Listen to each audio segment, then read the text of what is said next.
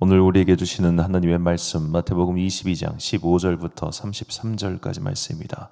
마태복음 22장 15절부터 33절까지 말씀. 저와 함께 한 절씩 교독하시겠습니다. 그때 바리새파 사람들이 나가서 어떻게 하면 말로 트집을 잡아서 예수를 올무에 걸리게 할까 의논하였다. 그런 다음에 그들은 자기네 제 아들을 헤롯 당원들과 함께 예수께 보내어 이렇게 묻게 하였다. 선생님, 우리는 선생님이 진실한 분이시고 하나님의 길을 참되게 가르치시며 아무에게도 매이지 않으시는 줄 압니다. 선생님은 사람의 겉모습을 따지지 않으십니다. 그러니 선생님의 생각은 어떤지 말씀하여 주십시오. 황제에게 세금을 바치는 것이 옳습니까? 옳지 않습니까? 예수께서 그들의 간악한 생각을 아시고 말씀하셨다. 위선자들아, 어찌하여 나를 시험하느냐? 세금으로 내는 돈을 나에게 보여달라. 그들은 데나리온 한 잎을 예수께 가져다 드렸다. 예수께서 그들에게 물으셨다. 이 조상은 누구의 것이며 적힌 글자는 누구를 가리키느냐? 그들이 대답하였다. 황제의 것입니다. 그때 예수께서 그들에게 말씀하셨다. 그렇다면 황제의 것은 황제에게 돌려주고 하나님의 것은 하나님께 돌려드리라. 그들은 이 말씀을 듣고 탄복하였다. 그들은 예수를 남겨두고 떠나갔다. 같은 날 사두개파 사람들이 예수께 와서 부활이 없다고 주장하면서 예수께 말하였다.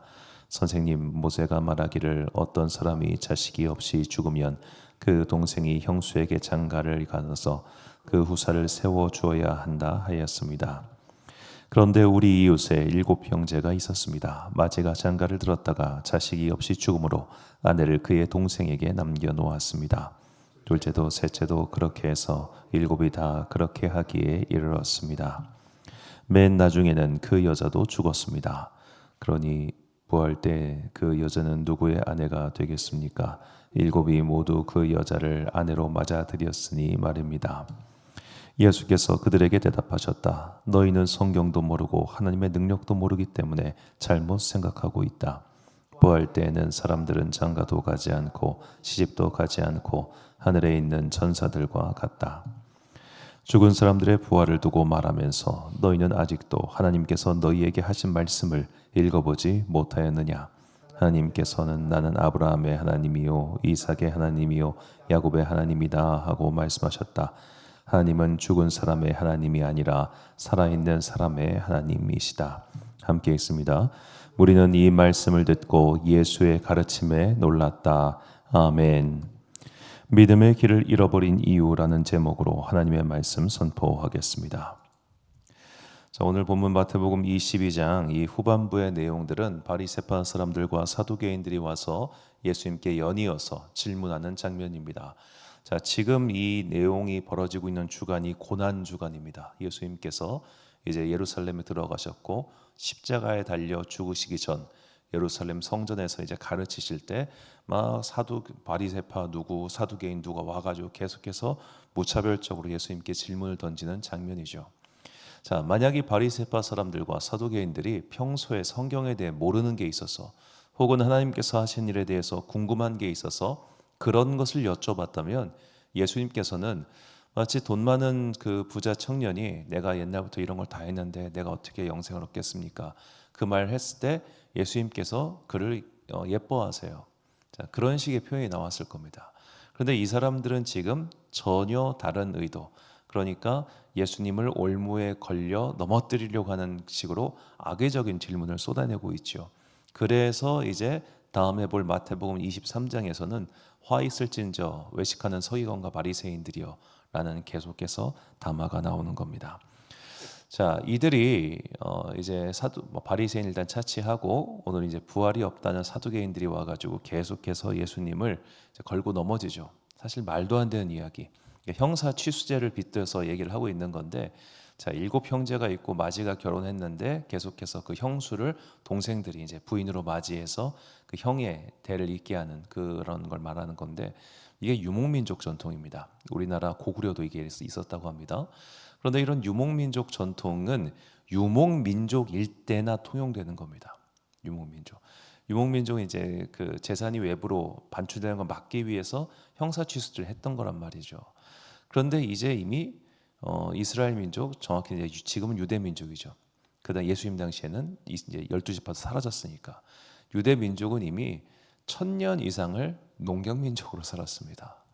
농경 민족이 되는 순간부터 형사 취수는 이 의미를 잃어버립니다.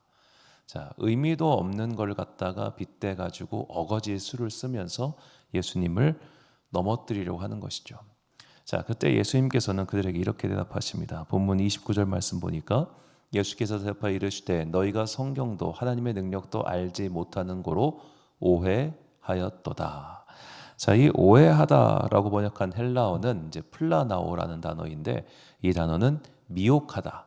미혹은 어디에 홀려 정신을 못 차리다, 길을 잃었다, 잘못 생각하다라는 뜻입니다. 그러니까 저게 능동태가 되면은 잘못 생각하다이고 수동태가 되면 잘못 생각하게 되다. 능동태면은 미혹하다, 수동태면은 미혹당하다 이렇게 되겠죠. 자, 미혹을 하기도 하고 미혹을 당하기도 하는데, 자, 이렇게 왜 사람들은 미혹을 하기도 하고 미혹을 당하기도 하는가?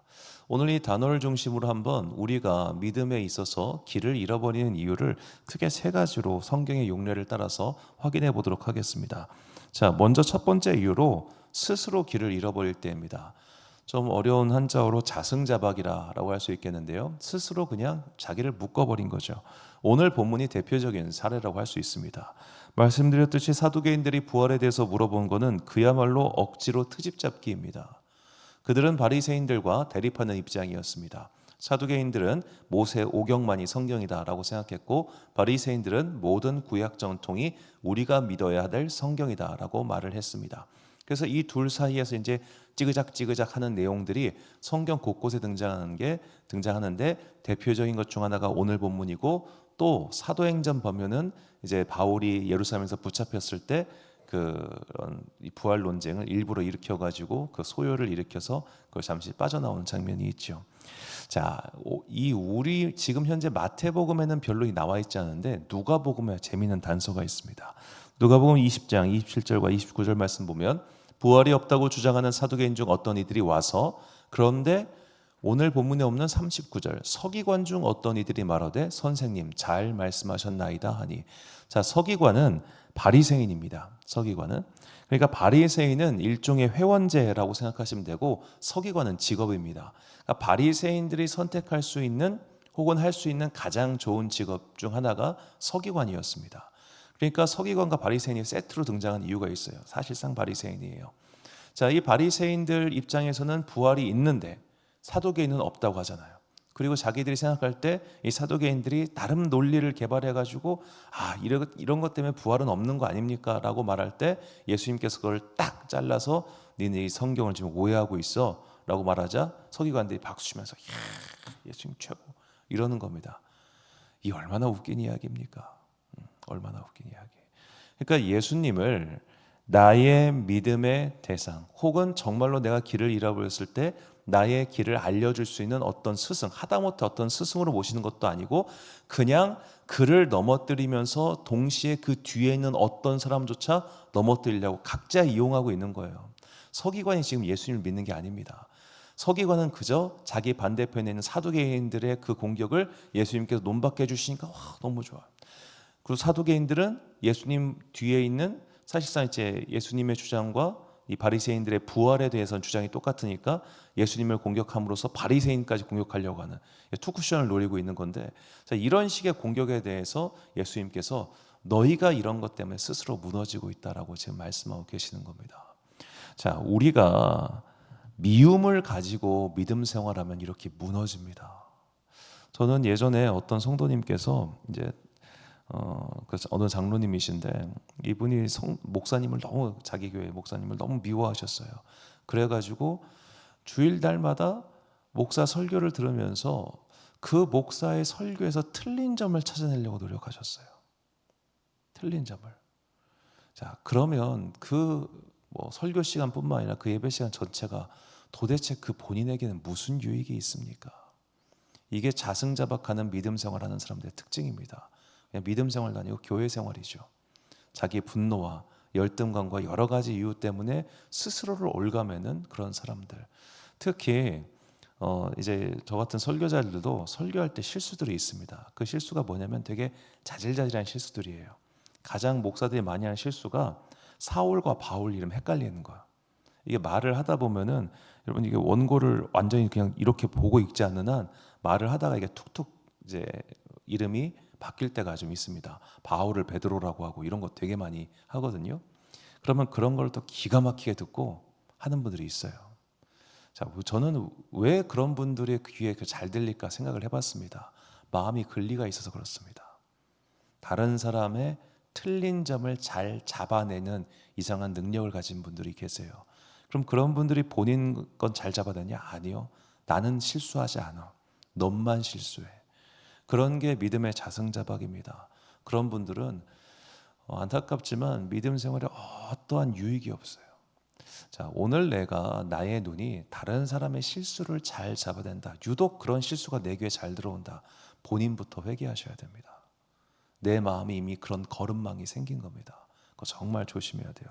아무런 믿음의 유익이 없습니다. 자, 두 번째로 우리가 믿음의 길을 잃어버린 이유는 미혹하는 자들에게 넘어가기 때문입니다. 유명한 말씀이죠. 마태복음 24장 4절과 24절 보니까 예수께서 대답하여 이르시되 너희가 사람의 미혹을 받지 않도록 주의하라.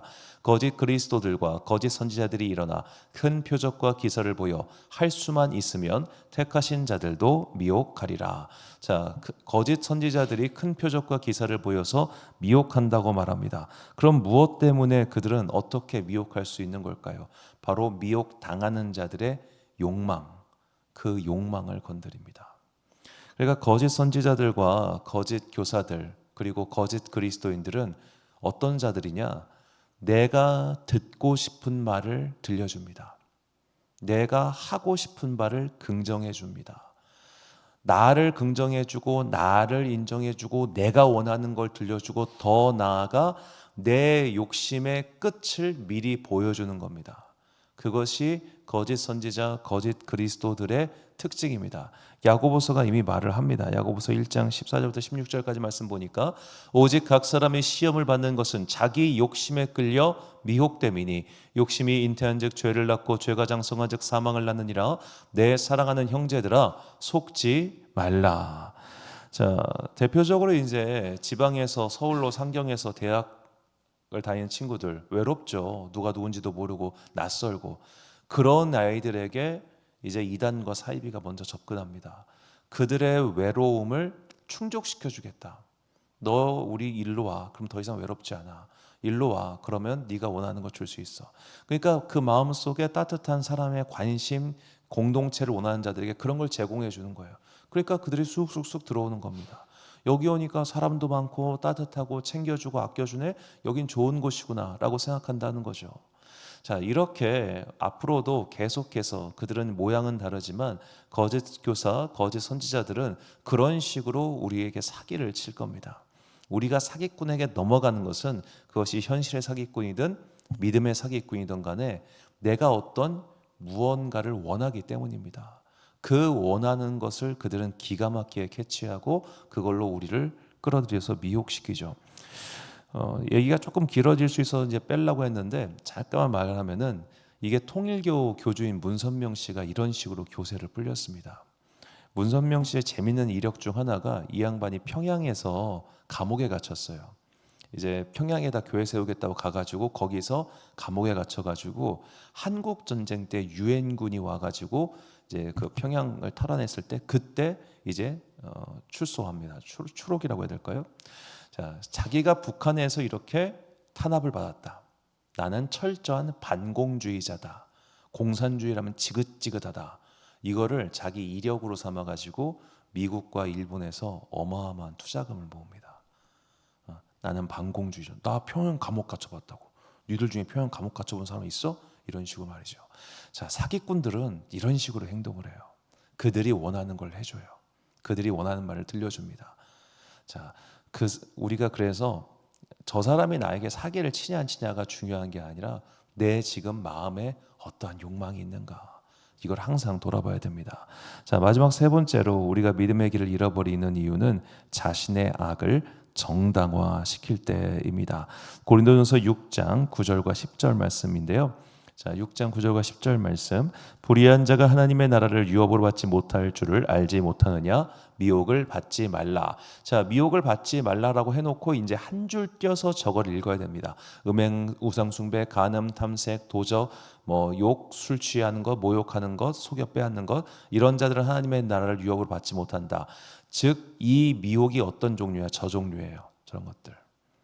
내가 하고 싶은 여러 가지 음습한 욕망들, 그런 욕망들을 믿음이라는 이름으로 정당화시킬 때가 있다는 겁니다.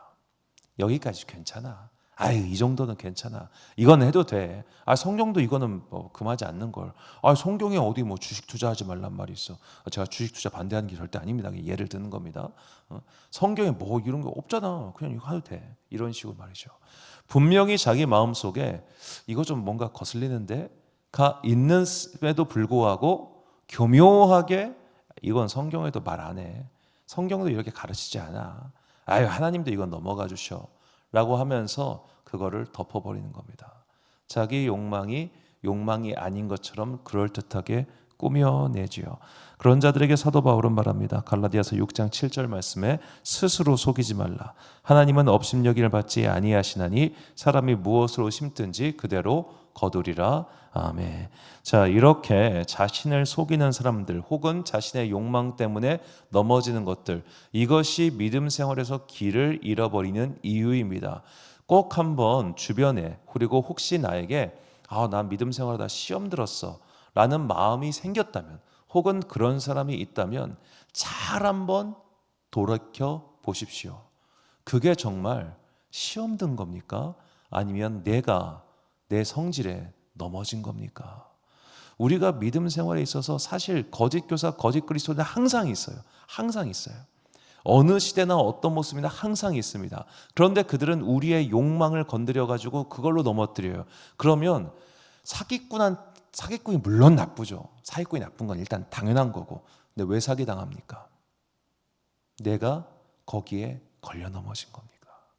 내가 애당초 그런 거에 대한 욕심이 없었다면, 그런 것에 대한 관심이 없었다면, 그런 것을 이미 걸러낼 수 있는 자체 필터링을 갖고 있었다면 안 걸려 넘어졌겠죠.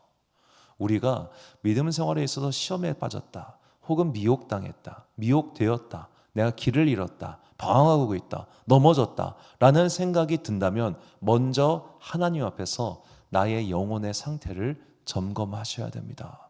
나는 현재 미움의 영에 빠져 있는가? 나는 지금 어떤 음습한 욕망의 덫에 스스로 들어가고 있는가? 나 자신을 돌아보지 않는 사람은 믿음의 길에서 이탈하거나 길을 잃어버리기 너무 쉽습니다. 우리가 날마다 기도해야 되는 이유, 하나님 앞에 똑바로 서야 되는 이유는 나 자신의 욕망을 말씀의 거울 앞에서 들여다봐야 하기 때문입니다. 욕망이 없는 사람은 없습니다. 모두가 다 욕망이 있습니다. 그렇기 때문에 언제나 하나님 앞에서 바로 서기 위해서 하나님, 오늘 내 마음은 어떤 상태입니까? 그리고 주님, 내 마음은 지금 이런 상태인 것 같습니다 라고 스스로 솔직하게 그리고 정직하게 하나님과 대면할 때 우리는 비로소 우리의 믿음의 길에서 이탈하게 되는 그런 미혹을 당하지 않게 될 것입니다. 결단의 말씀 디모데후서 3장 12절부터 14절 상반절 말씀 함께 봉독하겠습니다. 시작. 무릇 그리스도 예수 안에서 경건하게 살고자 하는 자는 박해를 받으리라. 악한 사람들과 속이는 자들은 더욱 악하여져서 속이기도 하고 속기도 하나니 그러나 너는 배우고 확신한 일에 거하라. 아멘. 사랑하는 지혜빛 광성교회 성도 여러분, 그리고 이 새벽 함께 깨우고 계신 귀한 주님의 자녀 여러분, 속이는 자들은 앞으로도 계속해서 있을 겁니다. 그들의 사람의 모양과 방법은 다른다 할지라도 근본적인 방식은 똑같습니다. 바로 우리의 욕망을 건드려서 그걸로 넘어뜨리는 것입니다. 결국 중요한 것은 상대가 아니라 지금 내 마음의 상태입니다. 나는 지금 어떠한 욕망을 품고 있습니까? 그 욕망 때문에 내가 걸려 넘어지지 아니하도록 스스로를 항상 점검해야 합니다. 기도하십시오. 말씀의 거울 앞에서 내 영혼을 똑바로 볼 수 있게 해달라고 기도하십시오. 성령님의 은혜로 내 안에 있는 거룩하지 못한 모든 것들이 말갛게 태워달라고 기도하십시오. 내가 죄의 함정에 빠지지 아니하도록 주여 나에게 회개의 영을 부어달라고 말입니다. 항상 말씀 앞에서, 주님 앞에서 기도함으로써 믿음의 온갖 함정에서 벗어나 우리에게 주시고자 하는 천국의 영광을 함께 취하는 그런 여러분과 제가 되시기를 주님의 이름으로 축원합니다. 기도하겠습니다. 사랑과 은혜가 풍성하신 아버지 하나님, 믿음의 온갖 유혹과 시험이 우리 앞에 펼쳐져 있습니다. 그런데 그 시험은 결국 내 마음의 욕망이 만들어낸 것들입니다. 주여, 이 시간 성령의 불을 우리 가운데 내려주사 우리 안에 거룩하지 못한 모든 것들을 불로 태워주시고, 그리하여 거짓된 자들의 그런 미혹에 넘어가지 않게 우리를 지켜 주옵소서. 날마다 하나님 앞에 나와서 나의 마음을 돌아봅니다. 옳지 못한 것들, 분노의 마음들, 짜증의 마음들, 미움의 마음들, 그런 것들이 있다면 주여 나에게 은혜를 더욱더 내려주사 용서하게 하시고 사랑하게 하시고 덮어질 수 있도록 주님 우리 가운데 함께 동행하여 주옵소서. 오늘도 우리는 세상을 살아가면서 여러 사람을 만나고 그 여러 사람 때문에 마음에 깊은 상처를 받기도 하며 어떤 때는 기쁨을 얻기도 합니다. 그런 만남 가운데 믿음의 끈이 제대로 이어질 수 있도록 먼저 나의 마음부터 주님 다스려 주옵소서. 날씨가 빨리 추워지고 있습니다. 연로하신 성도님들 주님께서 은혜 풀어주셔서 따뜻한 성령의 두루마기로 입혀주시고 안전하게 하시고 평안하게 하여 주옵소서. 오늘 하루도 참 좋으신 우리 주님의 은총과 평강이 모든 주의 자녀들과 함께 하시기를 간절히 소망하오며 이 모든 말씀 우리 구주 예수 그리스도의 이름으로 기도드립니다. 아멘. 오늘의 기도 제목입니다. 배우고 확신한 일에 거할 수 있도록 외부의 미혹과 내부의 유혹을 물리칠 수 있는 경건한 마음과 정직한 마음을 더해달라고 성령님의 도움을 구하며 기도하겠습니다. 오늘 주신 기도의 말씀, 기도의 제목 가지고 기도와 묵상에 힘쓰는 하루 되시길 바랍니다. 기도하겠습니다.